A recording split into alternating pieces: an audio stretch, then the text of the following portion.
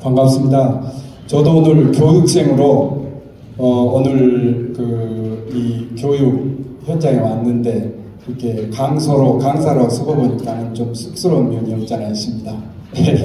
그러나 이전 강의 시간들이 모두 조금 무거운 내용으로 이렇게 우리가 강의를 들었었는데 이 시간에는 조금 가벼운 마음으로 이렇게 들을 수 있는 시간이 아니겠는가 이런 생각을 갖습니다. 먼저 기도하고 시작하겠습니다.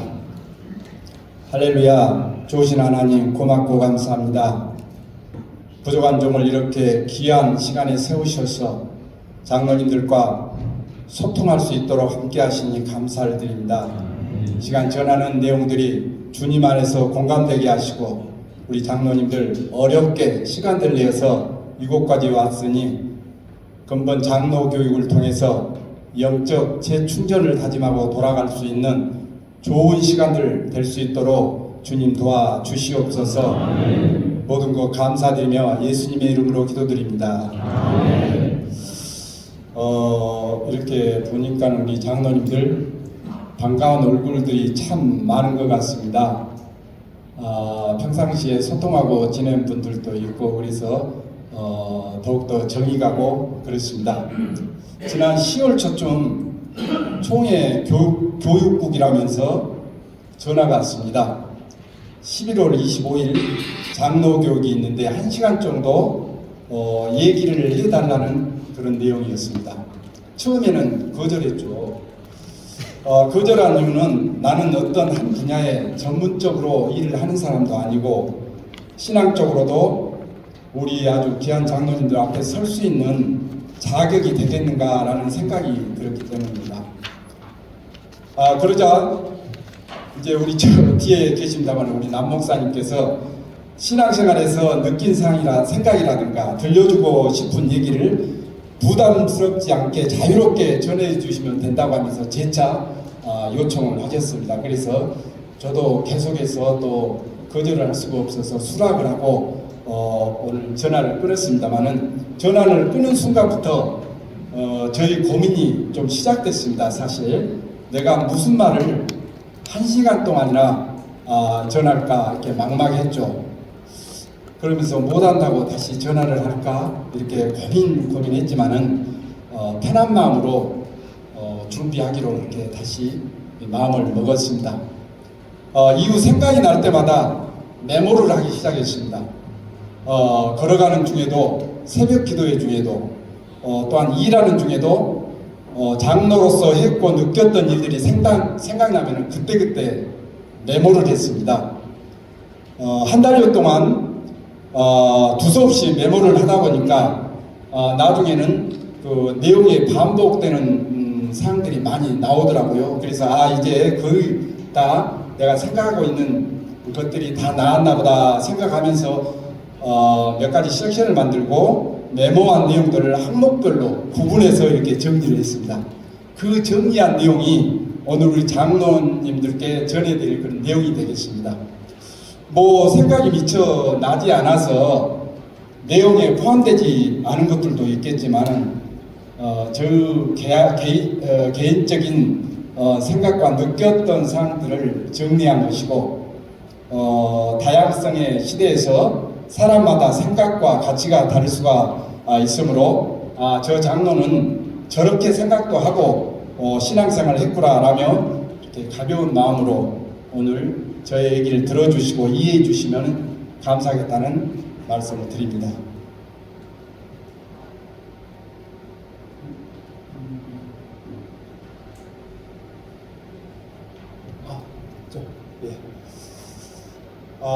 우선 저희 신앙 공동체 섬김 활동에 대해서 말씀드리겠습니다. 저는 신앙생활을 한 지는 한 60여 년 됩니다. 장로 임직을 횟수로 한 지는 횟수로 20년째 되지만은 장로 임직 후 처음 10년 동안은 저희 교회 중심으로 활동을 했었고 공동체 연합 활동에는 다소 소극적이었습니다.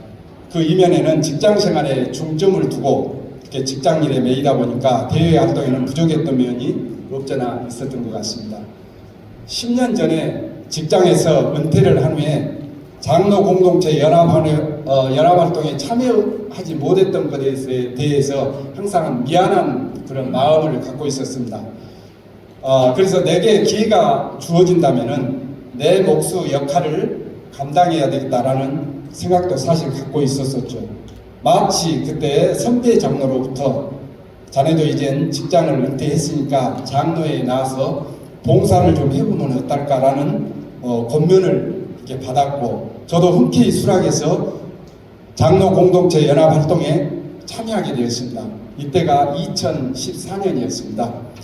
이후로 장로 연합사회에 적극 참여하면서 강진 장로회, 광주 남장로회 실무임원과 회장을 역임을 하였고, 그 다음에 지역 장로회 임원으로 활동하다 보니까 전국 장로회 연합회와도 소통이 되면서 전국 장로회 연합회에서는 연합회에서도 실무 임원을 거쳐 부회장까지 봉사할 수가 있었습니다. 장로회 연합활동과 병행해서 시차례 노회 임원으로도 성김 활동을 하였고, 총대로 참여하면서는 총회 재정위원과 재판국 서기까지 이렇게 섬길 수가 있었습니다. 항상 즐거운 마음으로 보람 있게 맡겨진 일들을 잘 감당했던 것으로 이렇게 생각됩니다. 이렇게 정신없이 즐기면서 한 10여 년 동안을 장로로서 공동체에 참여해서 내 몫은 어느 정도 한 것 같다라고 생각을 하니까 이제 은퇴 시기가 되어서 지금은 은퇴를 지금 앞두고 있습니다. 지난 시간들의 활동을 돌아보면서 열심히 해왔다는 것에 스스로 뿌듯함을 느끼고 지켜주신 우리 하나님께 영광 돌리고 감사를 드립니다.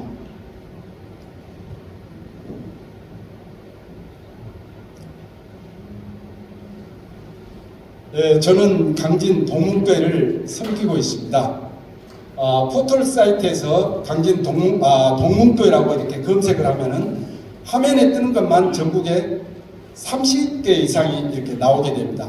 뿐만 아니라 동문 어린이집, 동문건설, 동문교육센터 등 동문이라고 명칭을 붙인 이름들이 굉장히 많이 나오게 됨을 보게 되죠. 이렇게 많이 등장하는 이유가 뭐겠습니까? 의미가 좋다는 것 아니겠습니까? 이 좋은 의미는 바로 성경에 나와 있습니다. 제가 알기로는 신구약 66권을 틀어서 구약에 딱 한 군데 나와 있는데 에스겔서 43장 4절 5절까지 말씀이 되겠습니다. 동문을 통해 영이 나를 데리고 들어가니 안뜰에 여호와의 영광이 가득하다는 굉장히 좋은 의미를 갖고 있습니다. 그래서 동문교회가 전국에 이렇게 많이 있는 곳으로 있는 거겠구나 이렇게 생각을 하게 되죠. 제가 섬기고 있는 이 동문교회는 처음에는 동문교회가 아니었습니다. 강진읍교에서 분간을 받아 떨어져 나온 교회였죠. 그래서 처음에는 제2 강진읍교회라고 이렇게 붙였었습니다.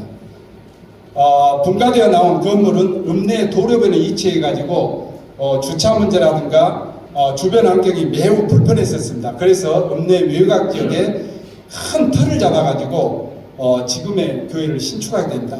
분가에서 나온 지 7년 만의 일이었습니다. 이때가 1997년이니까 IMF 애완이기로 어려운 때였고, 입 발린 사람이면은 이 어려운 때에 건물을 짓는다면서 손가락질하던 아주 힘든 시기였습니다. 하지만 하나님의 은혜로 단 11개월 만에 그것도 지경으로 교회 건축을 완공하고 이전을 하게 됩니다.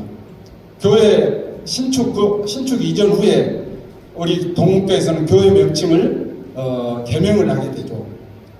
이 제2 강진읍교회에서 이제 다시 교회 명칭을 개명하게 됩니다.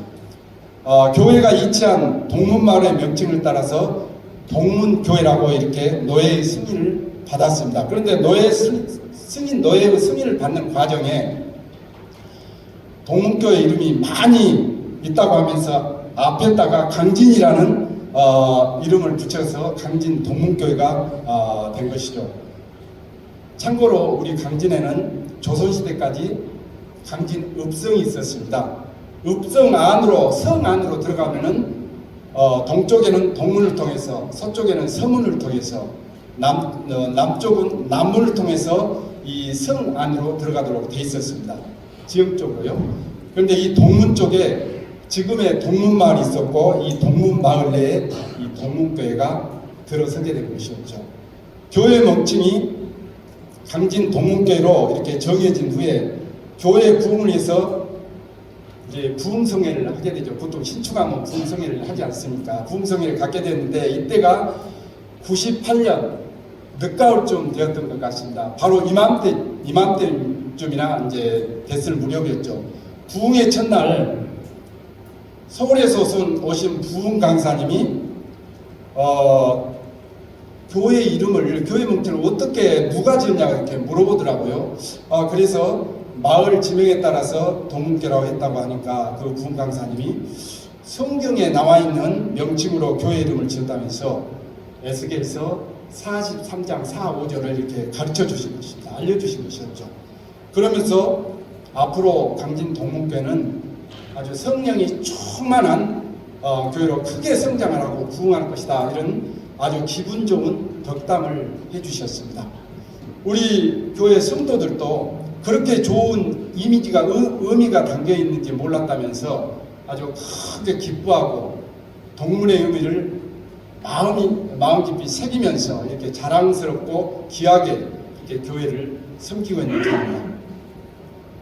부흥 강사님의 말씀대로 성전 건축을 하고 이전 후에 교인 수가 처음에는 30명이거든요.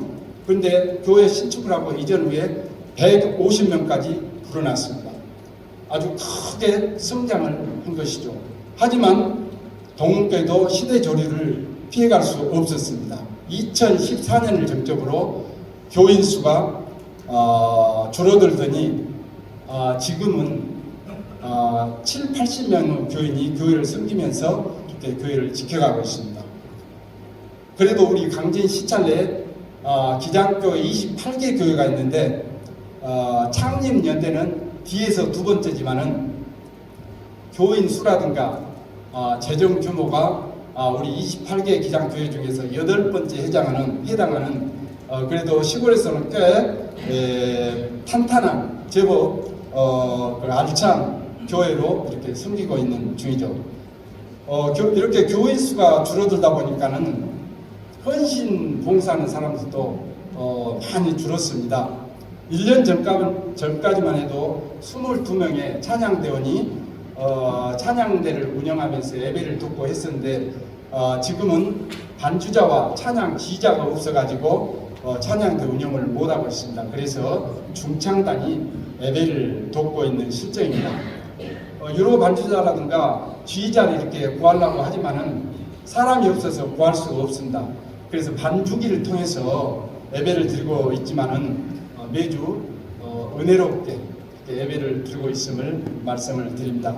우리 동문교회 정경 사진을 제가 한번 보여드리겠습니다. 이거는 이제 우리 동문교회입니다. 1층, 2층 해가지고 총 150평이 되는데 앞에 그 옹벽이 있습니다. 옹벽 앞에는 한 3,000평이 되는 생태 공원이 있습니다. 우층에 건물이 보이지 않지만은 1층에 교육관, 2층에 사택이 갖고 120평 정도 건물이 또 있고 맨 왼쪽에 보면 로뎀정이라고 해가지고 바로 이겁니다. 로뎀정이라고 해가지고 쉼터입니다. 주변에서 일하는 농부들이라든가 또 이제 노인 일자리에 참여하시는 우리 노인들이 수시로 와서 쉬고 어친다고 가시는 그런 정각입니다. 쉼터입니다. 그래서 우리 교회는 연중 우리 교인이 아니더라도 이렇게 사람들이 발길이 끊이지 않는 교회고 또 이런 오신 손님들에 있어 또 커피도 대접하고 그런 역할을 하고 있습니다. 그 다음에 요거는 이제 우리 12월 1일 되면 매년 이렇게 성탄 추리 점등을 하고 있습니다. 요거 사진은 작년에 찍어놨던 사진인데 금년에도 그 12월 1일 되면 요가 똑같이 이렇게 성탄 추리 등을 운영할 계획으로 있습니다. 우리 강진회가 78개 이렇게 총 교회가 있는데 우리 강진 동문과 제일 먼저 성탄 추리를 밝히는 그런 전통이 있습니다. 그다음에 이거는 이제 지난주에 우리가 추수감사절로 드렸지 않습니까? 그래서 지난주에 우리 교회에 설치했던 그런 추수감사 제단입니다. 여기 보면은 호수아비, 아주머니 호수아비도 있고 아저씨 호수아비도 있고 지게도 있고 그다음에 오곡 백과가 이렇게 쭉 풍성하게 차려져 있습니다. 그래서 굉장히 추수감사를 감사하는 마음으로 이렇게 지내고 있습니다만은 어쩌니까 우리 강진 동문교회 살아있는 교회 같지 않습니까? 네. 감사합니다.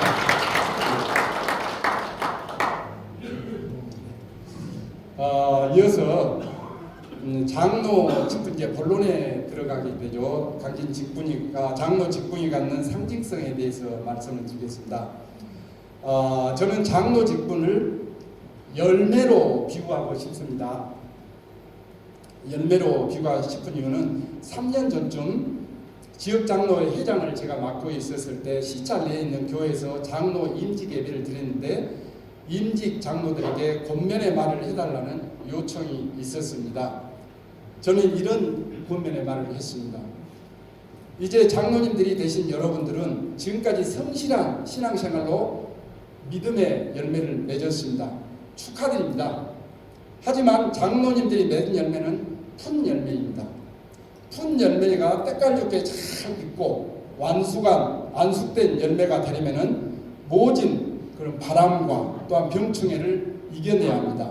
이 과정에 비바람을 못 이겨서 떨어지기도 하고 병충해를 견뎌내지 못해서 나무에서 떨어지기도 합니다. 오늘 임직받으신 우리 장로님들은 이제부터 열매가 있고 숙성되는 과정을 겪게 될 것입니다. 부디 중간에 떨어지지 않고 실패하지 않고 겉과 속이 같은 과육으로 꽉 찬 튼실하고 가치 있는 열매로 완숙되는 과정을 겪기 바랍니다라고 권면의 말을 해줬었죠. 장로가 되면 일반 평신도보다 교회를 바라보는 시각이 3배로 늘어난다고 합니다. 평신도가 교회를 바라볼 때는 그 시각이 60도 정도 되면은 우리 장로가 바라보는 교회의 시각은 180도가 된다는 거죠. 많이 보고 듣고 느끼면서 아는 만큼 더 많은 책임을 갖게 된다는 것을 의미하는 것 아니겠습니까?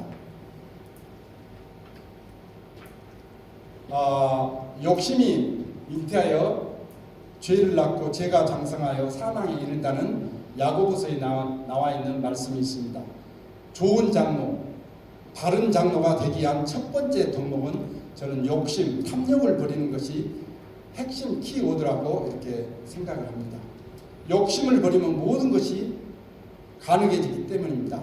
이제 조금 있으면 우리 장로의 총회 시기가 오는데 보면은 서로 회장을 하려고 경쟁을 많이 하더군요. 물론 선한 경쟁을 하면 괜찮은데 욕심들이 들어간 경쟁을 하게 되니 문제가 되고 이렇게 아쉬운 걸로 서로 이렇게 장로들에게 이렇게 모습을 비춰주고 있다는 것이죠.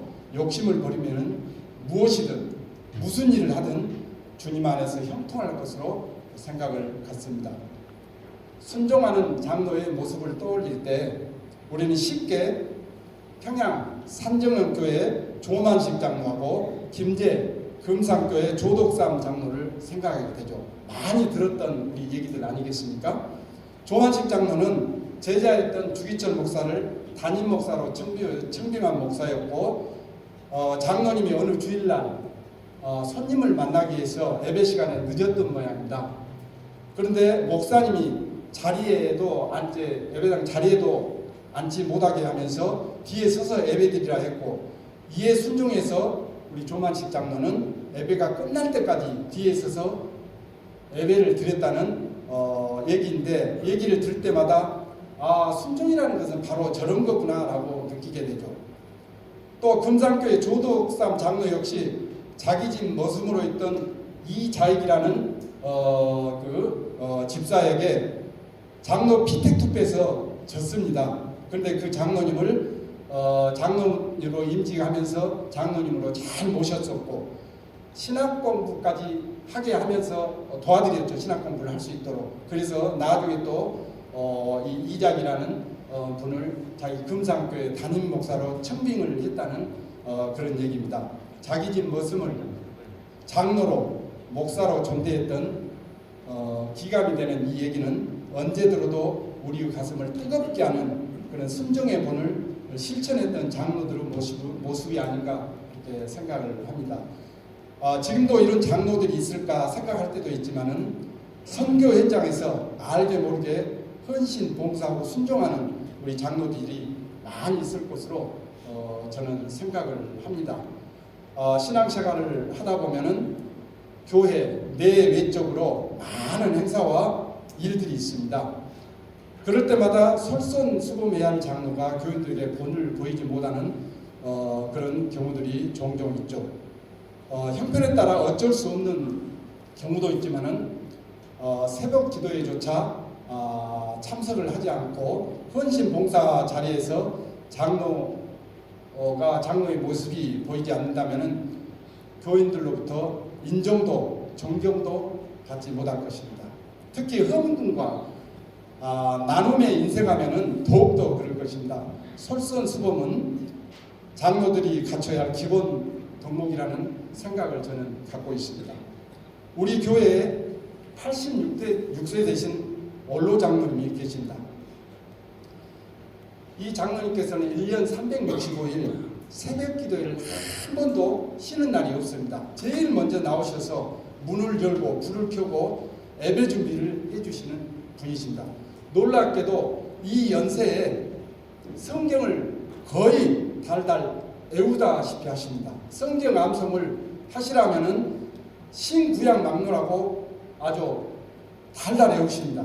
이러다 보니 기도도 말씀으로 무장된 그 기도라 그런지 은혜가 배가 되죠. 항상 찬송도 마찬가지입니다. 찬송을 한 100여 곡 정도 외우고 계신 것 같습니다. 어떤 곳에든지 어떤 곳에서 찬송이 나와도 4절 5절까지 있는 찬송도 이렇게 하나도 틀리지 않고 이렇게 하시는 모습을 보이시면서 우리 젊은 성도들에게 신앙생활에 그 기감이 되고 있는 장로님이십니다. 우리가 이렇게까지는 못하더라도 그래도 장로쯤 되면은 내 삶을 투영하는 성경 구절, 찬송가 몇 장이라도 온전하게 자신의 것으로 갖고 있다면은 우리 성도들에게 당당하고 또한 믿음 생활에 대한 자신감을 더 갖지 않을까라는 생각도 해봅니다. 장로쯤 되면은 그 지역 사회에서는 어느 정도 지명도가 있는 그런 이론이 되어 있을 겁니다. 사회생활도 해야 되기 때문에 장로들의 언행은 늘 조심해야 되고 엄중해야 됩니다. 그런데 더불어 살아가는 사회에서 이기적인 처신으로 해가지고 손가락질 받고 죄송합니다만은 저놈은 저밖에 몰라. 저런 놈이 무슨 장로야. 저놈 보기서는 내가 교회 근처도 가기 싫다라고 불신을 받는다면은 장로로서 하나님의 영광을 크게 가리우는 것 아니겠습니까? 아무개치는 정말 교회 장로라 역시 틀려. 그 장로라면 틀림없이 하고도 남지. 이런 평판으로 선한 영향을 끼치는 장로가 되어야 지역사회 일원으로 덕이 되고 또한 선한 영향력으로 교회도 덕을 끼치는 장로가 될 것입니다. 선배 장로님, 특히 원로 장로님을 얘기하는 것은 참 조심스럽습니다. 좋은 얘기는 괜찮은데 안 좋은 얘기를 하시는 더 그렇죠. 교회 활동에서도 그렇지만 우리 공동체 활동에서도 겉으로 내고 말들은 하지 않지만은 원로 선배 장로님들을 상당히 불편하게 보는 시각들이 우리 후배 장로들에게 꽤 있는 것으로 알고 있습니다. 간단합니다. 원로 장로 선배님들이 사랑과 존경을 받을 수 있는 길은 그냥 가만히 있으시면 된다는 겁니다. 이것저것 따지고 이래라 저래라 끈끈이 이렇게 간섭을 하게 되면은 후배들이 불편해집니다. 선배 장로로 대접을 받을 수도 없죠. 장로의 경륜이 있기 때문에 후배들 하는 일이 조금은 부족해 보일 수도 있어서 그럴 수도 있을 것입니다. 저도 이제 은퇴할 시기가 되니까 공동체 모임에 나가면은 말이 좀 많아지더라고요. 그래서 웬만하면은 자중을 하려고 노력을 많이 하고 있습니다.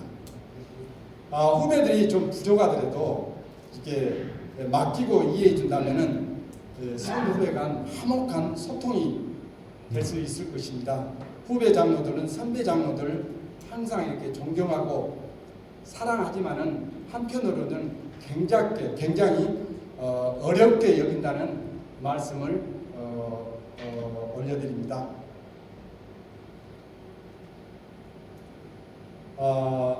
신앙생활과 사회생활을 함에 있어서 장로가 갖춰야 될 품위를 있고 분열하고 분쟁하고 혈기 부리는 일들은 거쳐져야 한다고 봅니다. 중요한 것은 이런 일을 하는 사람들은 하나님의 나라를 유혹으로 받지 못할 것이라는 내용을 알려주고 있기 때문에 성경에서 알려주고 있기 때문입니다. 갈라디아서 5장 19절에서 21절에 나와 있는 것을 보면 우리가 신앙생활하면서 절제해야 될 내용들이 구체적으로 나와 있습니다. 이 기회를 통해서 아주 꼼꼼하게 살펴보는 것도 좋을 것 같습니다. 저는 이제 시무장로 은퇴를 앞두고 있습니다. 시무장로 은퇴를 앞두고 그동안 장로 직분 수행에 점수를 준다면 내가 몇 점이나 받을 수 있을까 종종 이런 생각을 해봅니다. 사람들은 흔히 세 가지 유형으로 분류된다고 하죠. 꼭 있어야 될 사람, 있어도 없어도 되는 사람, 없어야 될 사람. 교회와 장로를 연관지어 생각한다면 나는 장로로서 교회에 꼭 필요한 사람인가? 장로로서 있어도 없어도 되는 존재감 없는 사람인가? 아니면은 장로로서 교회의 영광을 가리는 없어져야 할 사람인가? 장로의 입장에서 자신을 돌아보고 또한 평가해 보면서 신앙생활에 변화를 주고 걸림돌이 되기보다는 디딤돌이 될 것을 항상 다짐하면서 지내는 제가 되어야겠다는 것을 이렇게 생각하고 그렇게 실천하고 있습니다. 이제 당의 섬김과 운영에 대해서 말씀을 드리고자 합니다. 교회 조직 중 가장 중요한 조직은 당이 아니겠습니까? 이 의견을 우리 장로님들 한 분도 아마 안 계실 것으로 합니다. 당에는 교회의 정책과 모든 방향들을 설정하고 실행을 주도해가는 조직입니다. 건강한 교회로의 부흥성장의 구심처가 되는 아주 핵심적인 공동체라고 보시면 됩니다. 당회원으로 당회에 참여해 보니까 당회가 많은 일들을 하지만은 당회의 중요한 기능 중에서도 특히 목회자 청빙하는 일과 장로 피택하는 일이 상당히 중요한 기능으로 이렇게 하고 있지 않는가 그런 생각을 많이 갖습니다. 어느 조직이라든가 공동체가 대부분 그렇습니다만은 당에서도 이견으로 나눠진 것을 종종 보게 됩니다. 다양한 생각과 가치가 있을 수 있기 때문에 이견이 있다는 것은 너무나 당연한 것이라고 저는 생각합니다. 하지만 어떤 사안을 갖고 당의 운영을 할 시 논쟁은 아주 치열하게 해도 무방하다고 봅니다. 좋은 결과를 도출해내는 데 대한 진통 과정이라고 보기 때문입니다. 하지만 최종적으로 결정을 할 때는 어느 개인을 위한 결정이 아니라 교회를 위한 결정이 우선되어야 한다는 것입니다. 개인적으로 조금 불편하더라도 조금 섭섭하더라도 이렇게 결정된 사안에 대해서는 따르는 것이 옳다고 봅니다. 결정 위에 계속해서 이의를 제기하면서 문제를 야기시킨다면 교회 질서가 훼손되고 성도들은 당회와 당회원들을 불신하게 될 것입니다. 무엇보다도 우리 목회자가 목회를 하는 데 있어서 어려움을 겪게 되는 것 아니겠습니까? 교회적으로 당연히 손해보는 것도 당연할 것입니다. 당회는 우리 당회원들 간 상호 존중하고 파별이 없어야 당회가 건강하게 운영될 수 있다는 것을 또한 말씀드립니다. 이런 얘기들이 회자되고 합니다. 교회 성도들은 목회자를 잘 만나야 하지만 목회자들도 우리 교인들을 잘 만나야 목회를 성공할 수 있다고 이렇게 말들을 하고 하죠. 요즘 목회자 청빙 추세를 보면은 젊고 공부를 많이 한 사람, 또한 설교를 잘하는 목사님을 선호하고, 또한 멀리 있는 곳에서 이렇게 모셔오기를 원하는 교회가 많이 있는 것 같더라고요. 저희 교회도 6번의 담임 목사를 청빙한 적이 있습니다. 이렇게 청빙을 하면서 시차례와 노예에 맡긴 적도 있지만은 이름을 해준 적이 있습니다. 그리고 당회가 주도적으로 내정해서 모시고 올 분을 내정해서 이렇게 추진하는 경우도 있었고, 청빙위원회를 구성해서 청빙을 한 적도 있습니다. 모두 장단점들이 있었습니다. 얻은 결론은 청빙 기준을 너무 제한적으로 하지 말아야 된다는 것입니다. 너무 완벽한 목사님을 모시려고 하지 말자는 것이었습니다. 청빙 기준 제한에 걸려가지고 좋은 목사님을 모셔오지 못하는 경우가 있었고, 조금은 허물이 있었지만은 모셔오면 함께 교회를 섬기고 부족한 부분을 채워갈 수 있을 것인데 허물이 좀 있다고 해서 훌륭한 목사님을 청빙하지 못하는 경우가 있었거든요. 완벽한 목사님이 어디가 있겠습니까? 그리고 목사님을 청빙할 경우에 이렇게 먼 곳에서 남이 모르는 곳에서 먼 곳에서 오려고 하는 경우가 있는데, 우리 장로님들 시차례와 노예 활동을 하면서 목사님들과 소통하면서 목사님들의 성향을 잘 아실 겁니다. 또한 그 목사님들의 그 성품에 대해서 잘 살펴볼 수도 있었을 겁니다. 의외로 시찰 내에서나 또한 노예 안에서도 훌륭한 좋은 목사님들을 많이 볼 수가 있습니다. 그렇기 때문에 가까운 곳에서도 우리 좋은 목사님을 모실 수 있다는 것을 절대로 우리 당에서는 관과해서는 안 되겠다라는 생각을 또 갖습니다. 그리고 목사님을 모셔올 때 상황이 여의치 않아서 오래 걸리는 경우도 있지만은 가급적 빠른 시일 내에 모셔와야 됩니다. 정상적인 청빙 추진 과정을 거쳐도 보통 빨리 6, 7개월 걸리지 않습니까? 그런데 1년 이상이 지나게 되면 벌써 당에서 뭐 하고 있는지 모르겠다. 저것들 맨날 모여서 뭐 회의한다고 하는데 도대체 뭐를 하는지 모르겠다고 이렇게 불평불만의 소리가 나오고 또 볼멘 소리들이 터져 나오기 때문입니다. 저희 교회는 금년 9월 달에 교회 창립 기념일에 실로 20년 만에 2명의 장로 피택을 하였습니다. 두 분 다 여성 장로님이십니다. 10여 년 전부터 3년 주기로 계속 피택을 시도했지만은 실패를 했었죠. 이번에 피택이 된 것이라 너무나 기뻤습니다. 투표인 수의 3분의 1을 얻는다는 것이 너무나 어렵고 쉽지 않다는 것을 절감할 수 있었습니다. 그래서 장로는 하나님이 세워주신 성직이라고 말하는 것 같습니다. 저희 이 교회도 장로 피택에 대해서 여러 가지 방법을 시도를 해봤습니다.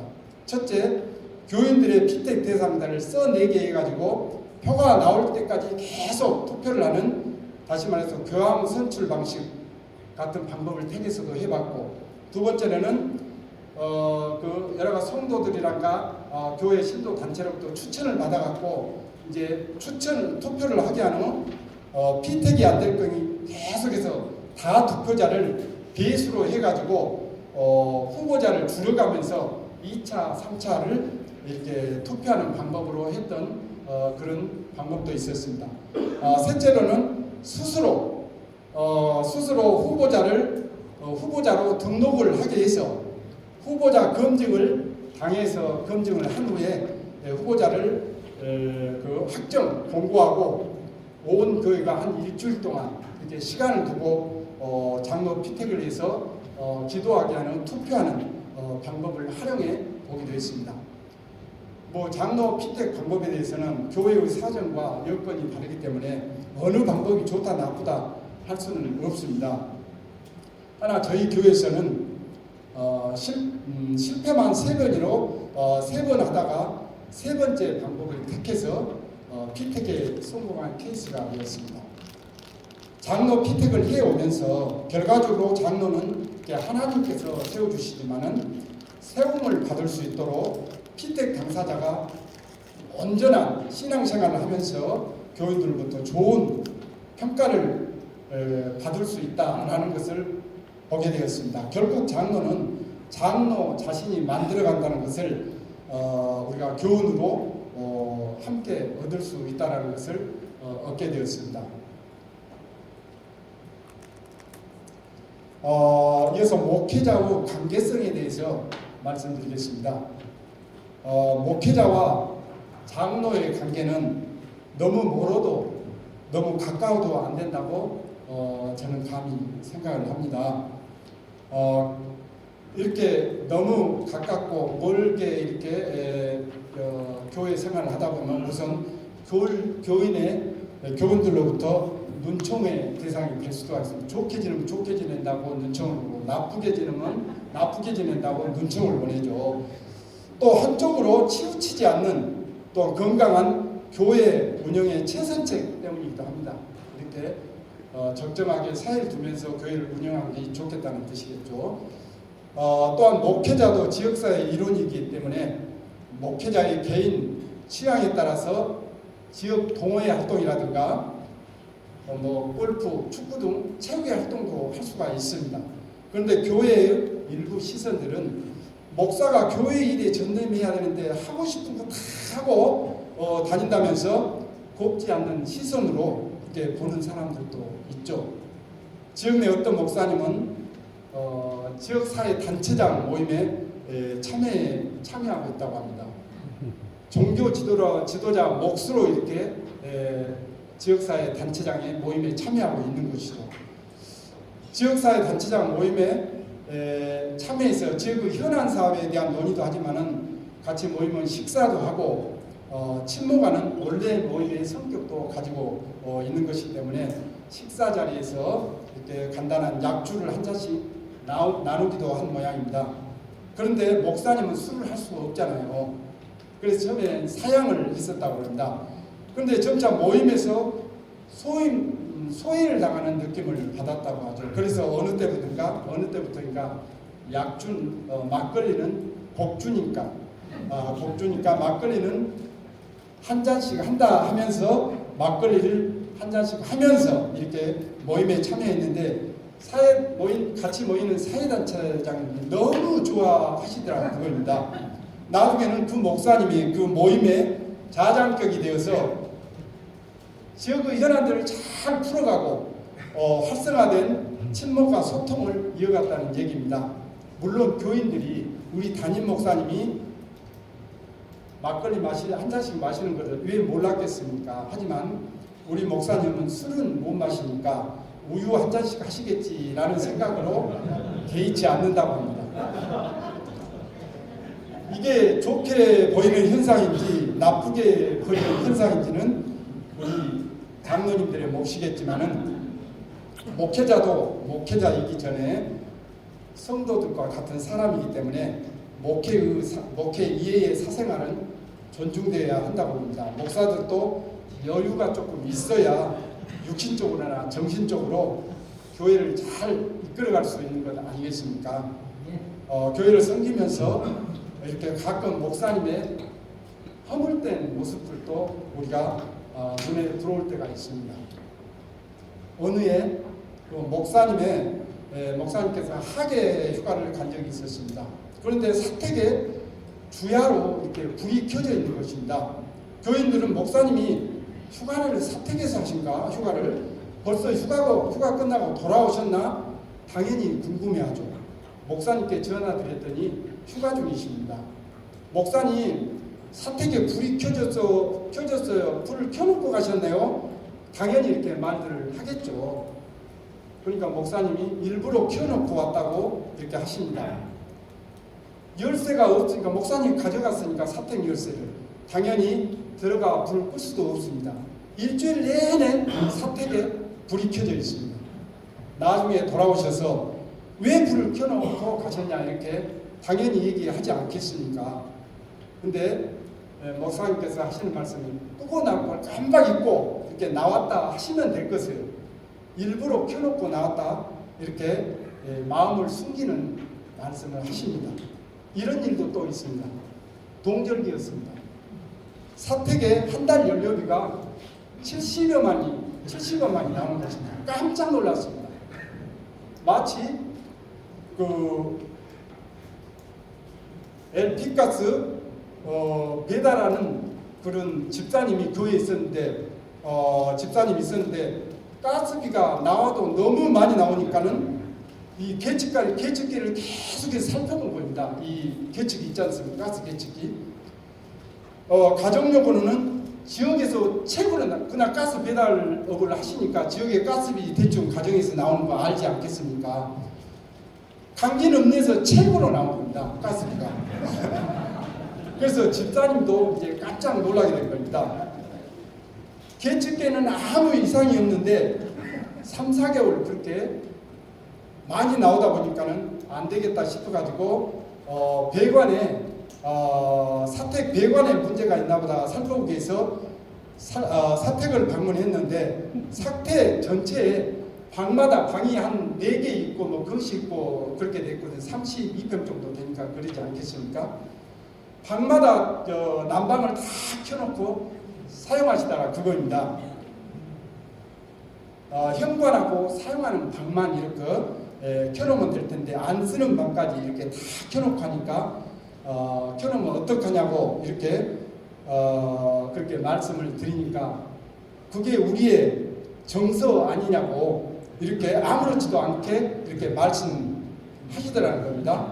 우리의 정서는 보통 연료비를 아끼기 위해서 사용하는 안방이나 거실만 켜놓고 있는 건 아니겠습니까, 사실. 그런데 정서적으로 이렇게 켜놓고 사는 게 당연한 것 아니냐 이렇게 말씀하시다는 것이죠. 그러면서 목사님은 이게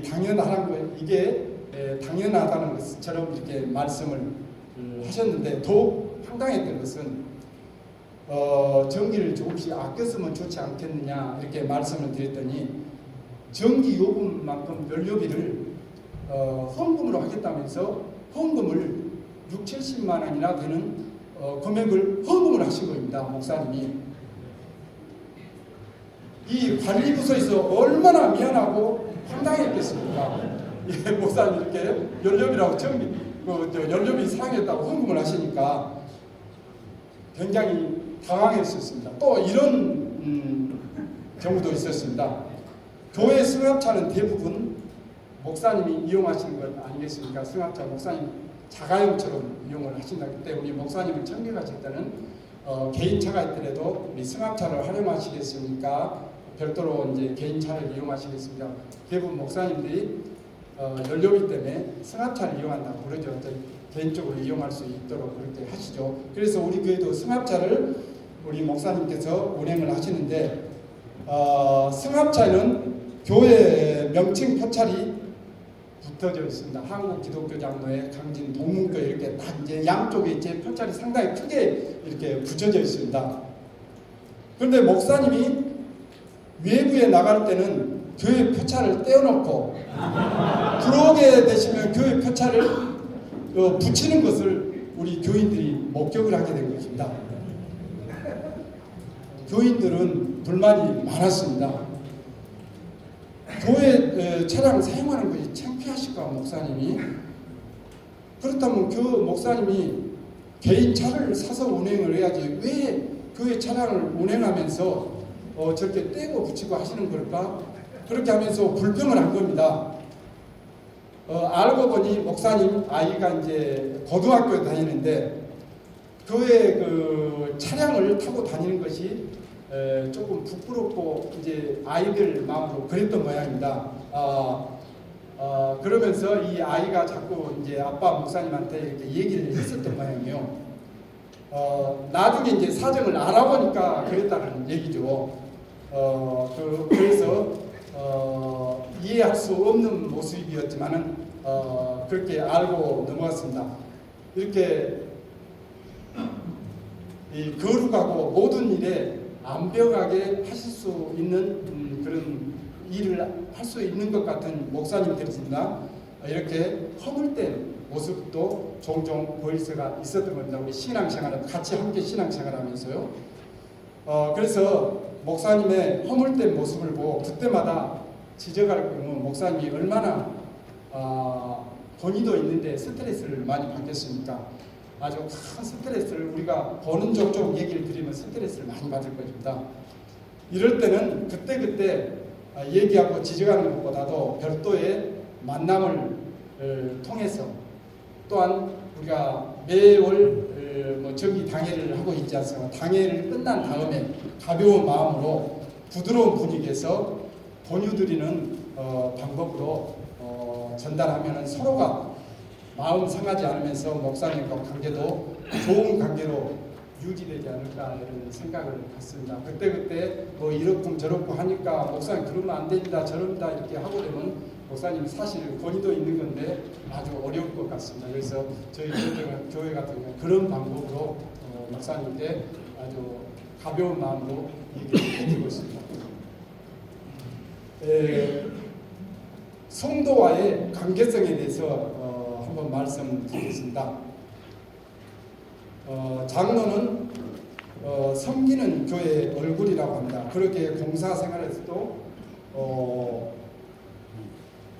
정직하고 선한 영향력이 있는 이미지를 항상 보여야 합니다. 특히 교회 공동체에서는 모이고 헌신 봉사하고 기도하는 일에 적극 이렇게 참여하는 그런 본을 보여야 하는 것이 장로들의 모습입니다. 장로들이 신앙적으로 건강하고 맑아야 교인들이 따라오고 교회는 좋은 전통을 이어가는 것 아니겠습니까? 성도들은 장로들을 통하여 좋은 일이든 나쁜 일이든 목사님에게 또한 전달되기를 원하죠. 그냥 성도들이 그냥 직접적으로 목사님께 무슨 내용에 대해서 전달하고 알리고 그런 걸 또 이제 거북스러워 그러지 않습니까? 때문에 장로는 목사와 성도 간의 소통 역할을 할 수 있는 그런 경우도 많이 있죠. 그러기 위해서는 목회자와의 관계도 좋아야 하고 그 다음에 성도들 간의 관계도 굉장히 좋아야 한다고 봅니다. 목사와 장로와 그래야 성도 간의 소통이 잘 되고 있다는 것은 그만큼 교회가 건강하다는 것을 말해주는 것이기 때문입니다. 이 성도들이 장로는 성도들의 신앙생활에 대한 지도 책임도 있다고 봅니다. 우리 장로들이 큰 책임을 갖고 있죠. 각별한 살핌으로 우리 성도들이 안고 있는 고민과 어려운 것들을 해소해 주는데 우리 장로들이 많이 노력을 해줘야 됩니다. 특별히 새벽 기도회 때 보면은 다양한 부분을 우리가 느낄 수가 있습니다. 기도하는 사람들의 유형이 아주 다양하죠. 새벽 기도회 때 보면은 방언으로 아주 크게 옆 사람 개의치 않고 기도하는 사람이 있는가 하면 큰 소리로 이렇게 방언으로 큰 소리로 부르짖어서 이렇게 방언은 아니지만 기도하는 사람, 조용히 또한 묵상으로 이렇게 기도하는 사람이 있는가 반면에 악착스럽게 막 다른 사람하고 싸우듯이 또 싸납게 기도하는 사람들도 있습니다. 심지어는 어떤 사람을 원망하면서 저주하는 기도를 또 드물게는 또 이렇게 기도하는 사람들이 있더라고요. 굉장히 그런 경우는 당황스럽습니다. 이 사람들마다 기도하는 유형이 이렇게 다르기 때문에 기도에 적응이 안 된 사람들은 새벽기도에 나오지를 않습니다. 이럴 때는 우리 장로님들이 조심스럽게 이렇게 접근을 해갖고 그때그때 접근하는 것보다 개별적으로 이렇게 조심스럽게 접근을 해가지고 다른 사람이 기도하는데 방해가 되지 않도록 이해를 시키고 또한 조절해서 기도하는 환경을 만들어주는 것이 교회를 위해서 바람직하지 않겠는가 그런 생각을 갖고 저희 교회 같은 경우는 그렇게 하고 있습니다. 교회와 사회생활을 하는 데 있어서 분별 없는 언행으로 지탄을 받고 있는 또한 우리 성도들도 꽤 있죠. 그래서 잘 이끌어주는 것도 장로들의 몫이라고 생각이 듭니다. 교회는 다양한 계층의 사람들이 모이는 곳이기 때문에 성품도 성향도 다양하고 각각 그 특색들이 많습니다. 그래서 원석 같은 사람도 소통하면서 보석으로 만들어서 교회에 크게 쓰임을 받게 하는 것도 종종 있지 않겠습니까?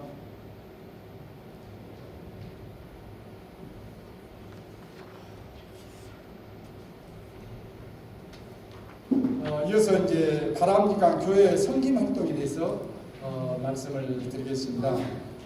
교회를 이제 관리하면서 이제 우리가 지금까지 한 내용들을 보면 중복된 것들이 많이 있습니다만은 저 같은 경우는 교회에서 한 200m 정도 떨어진 곳에 집이 있습니다. 그래서 시간만 되면은 교회에서 지내는 것이 일상화 되어 있습니다. 그래서 교회 사찰처럼 이렇게 교회 시설을 관리하고 교회 행정에도 깊숙이 이렇게 관여해 오고 있습니다. 교회를 잘 관리하고 목사님을 곁에서 잘 도와드린다는 좋은 면도 있다고 하지만은 때로는 우리 성도들이나 목회자가 불편해할 수도 있지 않을까 이런 생각이 교회 섬김에 있어서 바람직한가 이렇게 이런 생각도 가끔 해보게 됩니다. 그러면서 마음 한가운데 늘 교만은 패망의 선봉이고 거만은 넘어짐의 앞잡이다라는 말씀을 묵상하면서 교회를 조심스럽게 생각을 조심스럽게 이렇게 섬기고 있습니다. 근데 이제 한 가지 말씀드리는 것은 우리가 이제 교회에서 요즘은 대부분 공동 식사하고 주방 관리를 하고 있지 않습니까? 근데 주방 관리는 여러 사람이 공동 식사를 하는 관계로 항상 청결 문제에 신경을 써야 됩니다. 그래서 전문 건설업체에 의뢰를 해서 주기적인 청소와 항상 소독이 이렇게 필요하다고 봅니다. 우리 교회 같은 경우 건축 면적이 한 300여 평쯤 되거든요. 이제 본 건물이 있고 또 사택 또는 또 제2교육관 이런 시설이 있어서 전체적으로 연 건축면이 한 300평 되는데 전문 건설 업체에서 분기 1회 정도 소독을 하는데 연간 한 100여만 원 정도 소요되더라고요. 이제 또 중요한 문제는 이거 참 얘기하기가 거북스럽기도 합니다만은 이제 공동 식사를 할 때 이렇게 식사를 준비해 갖고 이렇게 거기서 공동 식사하고 중식을 하고 오후 예배를 드리지 않습니까? 그러면 공동 식사를 하거든요. 공동 식사에 보면은 이제 특히 우리 여성 그 성도님들 또한 권사님들 이제 얘기를 안 드리다가 이제 우리 또 이제 여성 장로님들이 계셔서 이거는 말하기가 참 곤란하거든요. 그래서 참 말씀드리기가 그런데 이 음식을 공동 식사를 준비하고 하면은 그걸 먹지 않고 싸가지고 별도로 집에 갖고 가는 이렇게 여자 이제 특히 권사님들 이런 부분들이 있는 것 같습니다. X자 들어왔습니다. 우리 여성 장로님께서 생략하도록 하겠습니다. 이런 부분들은 얘기가 참 곤란합니다. 그래서 이런 부분은 우리 여성 장로님들이 본인이 기분 나쁘지 않게 옆에서 얘기를 해주고 그러면은 시정이 되지 않을까 이렇게 생각합니다. 그거에 만약에 이제 우리 독거노인들이라든가 어려운 노인들 싸서 주면 되는데 충분히 그 자기 생활이 되는 부분들도 그런 경우가 있는데 우리 교회만 그런 가지고 다른 교회도 물어보니까 다 그러고 있더라고요. 그래서 이런 부분들은 참 조금 우리가 고쳐야 할 그런 부분이 아니라 쉽게 고칠 수는 없죠. 고쳐야 할 부분들이 아닌가 그런 생각을 갖습니다. 끝으로 이제 행복한 삶에 대해서 한번 말씀을 드리고자 합니다. 행복한 삶을 살기 위해서는 믿음의 선진들처럼 노력하면 될 것이라고 생각합니다. 아브라함은 말씀에 순종해서 믿음의 조상이 되었고 자손 만대까지 이르러서 창됐기 때문에 그런 복을 누렸지 않습니까? 그러면 모세는 교만하지 않고 겸손해서 이스라엘을 출애굽시키는데 큰 지도자로 하나님의 신뢰를 받았던 그런 인물이었습니다. 요셉은 또한 자신을 죽이려 했던 형제들에 대한 증오를 사랑으로 승화시켜서 이렇게 복을 받았던 위인이었습니다. 다윗도 쉽게 용서받을 수 없는 죄와 허물을 이렇게 가지고 있었지만은 회개함으로써 하나님의 큰 사랑을 받았던 인물입니다. 한 사람 더 소개합니다. 내 믿음 생활에 멘토가 되게 됐던 갈렙이 있습니다. 여호수아 갈렙 이렇게 있지 않습니까? 갈렙입니다. 갈렙은 평생을 2인자로 살았지만은 욕심이 없었습니다. 불평 불만 없이 자신에게 주어진 일에 최선을 다해서 하나님의 인정을 받았던 인물입니다. 믿음의 선지자들이 받은 이렇게 사랑과 행복한 삶은 당연한 것이었겠습니까? 당연한 것이 아니었습니다. 자신을 죽이고 낮아지고 회개하고 나눠주는 삶을 통해서 행복한 삶을 얻었던 것입니다. 우리가 믿음의 위인들처럼 살지는 그렇게 못하더라도 그렇게 살기를 노력하는 그런 모습으로 살아가는 그런 우리 장로들이 되었으면 하는 바람을 갖고 있습니다. 사람은 많은데 일할 사람이 없다라는 말이 요즘 교회에서라든가 다른 공동체에서 많이 볼 수가 있습니다. 장로는 있는데 하나님이 찾으시는 일꾼은 적은 것이 사실 오늘의 교회의 현실이기도 하지 않습니까? 장로는 교회의 리더입니다. 장로들이 솔선수범을 해야 됩니다. 일할 기회는 항상 있는 것이 아닙니다. 맡겨줄 때, 할 수 있을 때 우리가 일을 해야 됩니다. 때가 지나면 하고 싶어도 못하는 그런 시기가 반드시 옵니다. 나 같은 경우도 금방 금년 지나면은 이제 교회에서 맡겨준 일이 많이 줄어들 것입니다.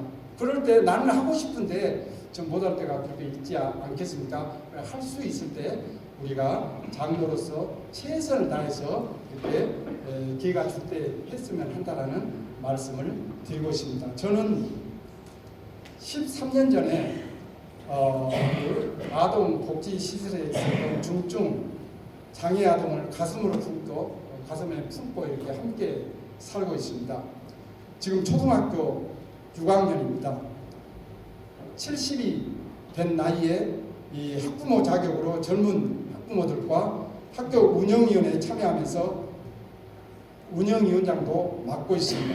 그래서 학교의 중요한 사업들과 예산, 학사관리 일정 등을 심사하고 결정해주는 그런 아주 중요한 호사를 제가 누리고 있습니다. 정말 즐겁게 기쁜 마음으로 이렇게 하루하루를 보내고 있습니다. 또 아이의 재활 치료를 위해서 병원을 방문할 때는 이제 치료실이 상층부에 있으니까 엘리베이터를 타고 올라가게 되면은 사람들이 엘리베이터 안에서 아이를 보고 야 이놈 잘생겼네 할아버지 할머니와 병원에 왔구나 하면서 이렇게 덕담을 건네죠.